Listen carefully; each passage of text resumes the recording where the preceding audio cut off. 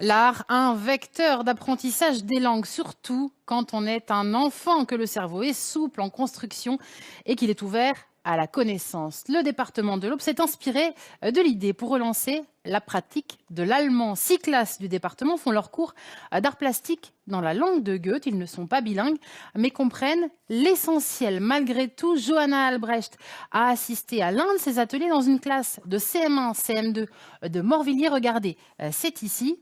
Et dans cet atelier, on utilise la peinture.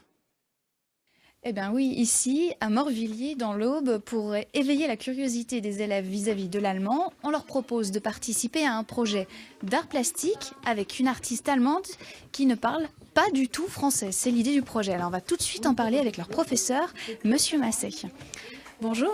Alors le but, c'est vraiment de mettre les élèves en immersion. Tout à fait, oui. Ce sont des élèves qui ont eu des cours d'anglais jusqu'à présent, mais pas du tout d'allemand. Et l'année prochaine, les CM2 auront la possibilité de faire de l'allemand en première langue. Et donc, c'est une initiation pour leur permettre un petit peu de découvrir quelles sont les sonorités et voir s'ils affectionnent ou pas.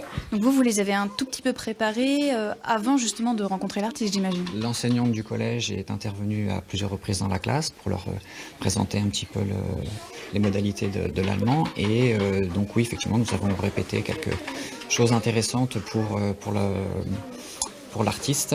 Comme les couleurs. Les couleurs, savoir dire bonjour, se présenter, et puis quelques notions de base, quoi. Alors on va tout de suite aller voir un des élèves pour découvrir le projet. Donc c'est un thème abstrait autour des sympas. Alors tout de suite, on va aller parler au petit Yoni. Bonjour. Bonjour. Alors qu'est-ce que tu es en train de faire, toi? De l'art. Et tu peignais, tu mettais les couleurs, c'est ça? Oui, on fait des mélanges de couleurs et on peint sur des formes.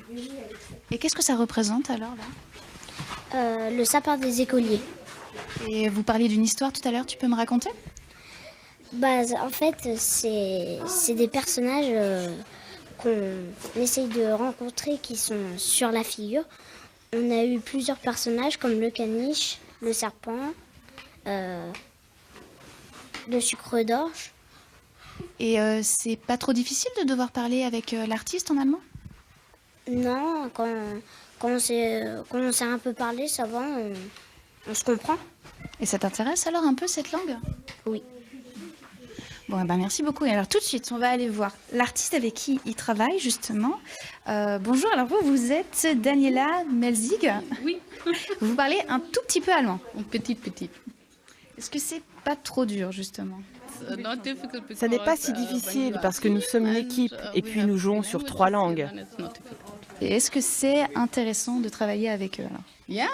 Oui, c'est intéressant car nous passons tout le temps de langue en langue, de l'anglais à l'allemand, au français.